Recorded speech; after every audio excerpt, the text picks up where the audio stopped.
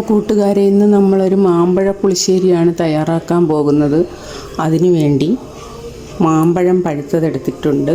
അതൊരു പാത്രത്തിലേക്ക് ഇട്ട് കൊടുക്കാം. പച്ചമുളക് കട്ട് ചെയ്തതും ഇട്ട് കൊടുക്കാം. കറിവേപ്പില എടുത്തിട്ടുണ്ട്, അതും ചേർത്ത് കൊടുക്കാം.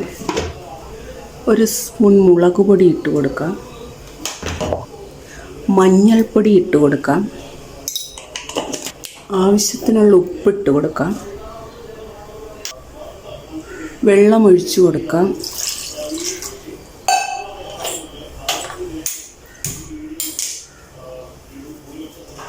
ഇത് നന്നായി വേവിക്കാം.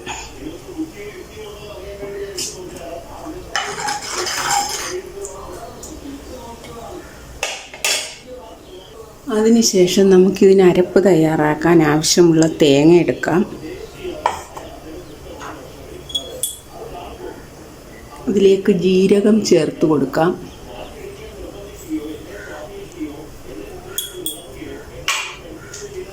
കുറച്ച് കുരുമുളകും കൂടി ചേർത്ത് കൊടുക്കാം.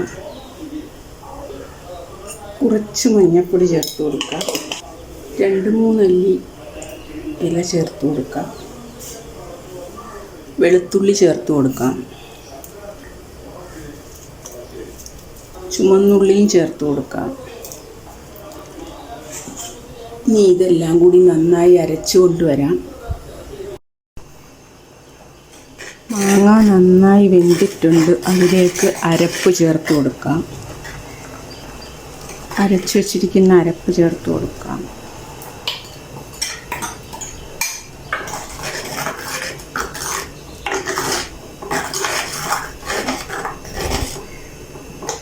ഉപ്പ് നന്നായി തിളച്ച് കഴിയുമ്പോൾ തീ ഓഫ് ചെയ്യാം.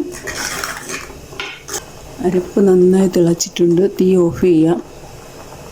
മറ്റൊരു പാത്രത്തിലേക്ക് കടുക് വറുക്കാനായുള്ള എണ്ണ ഒഴിച്ചു കൊടുക്കാം.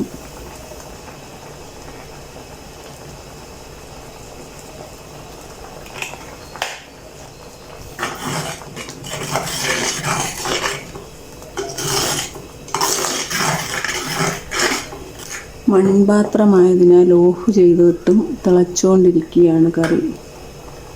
കടുക് വറുക്കാൻ എണ്ണ വെച്ചത് ചൂടായിട്ടുണ്ട്. കടുക് ഇട്ട് കൊടുക്കാം.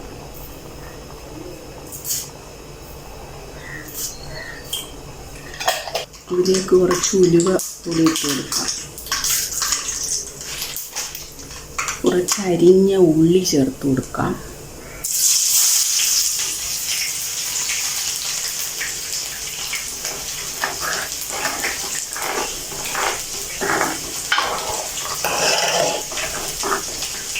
വറ്റൽ മുളകും കറിവേപ്പിലയും ചേർത്ത് കൊടുക്കാം. ഈ പുളിശ്ശേരിയിലേക്ക് ആവശ്യമായ തൈര് ചേർത്ത് കൊടുക്കാം.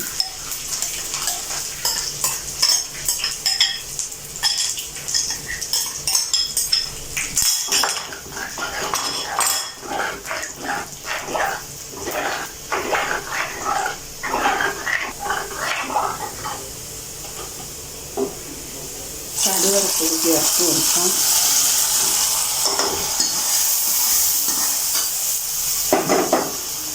കുറച്ച് നേരം മൂടി വയ്ക്കാം.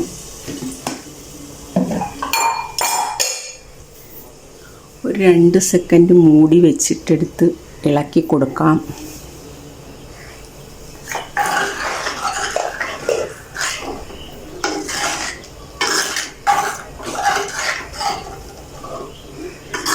നമ്മുടെ മാമ്പഴ പുളിശ്ശേരി റെഡിയായിരിക്കുകയാണ്.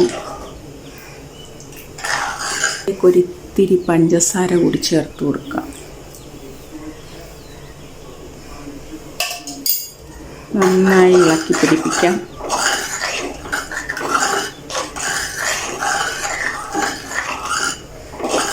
മാമ്പഴ പുളിശ്ശേരി റെഡിയായിരിക്കുകയാണ്. എല്ലാവരും ഇതുണ്ടാക്കി നോക്കണം. മാമ്പഴക്കാലമാകുമ്പോൾ നാട്ടുമാങ്ങ കിട്ടുമ്പോൾ അതാണ് ഉണ്ടാക്കി നോക്കാൻ ഏറ്റവും രുചി. ഇത് നാട്ടുമാങ്ങയാണ്. നാട്ടുമാങ്ങ കൊണ്ടാണ് മാമ്പഴ പുളിശ്ശേരി ഉണ്ടാക്കി നോക്കേണ്ടത്.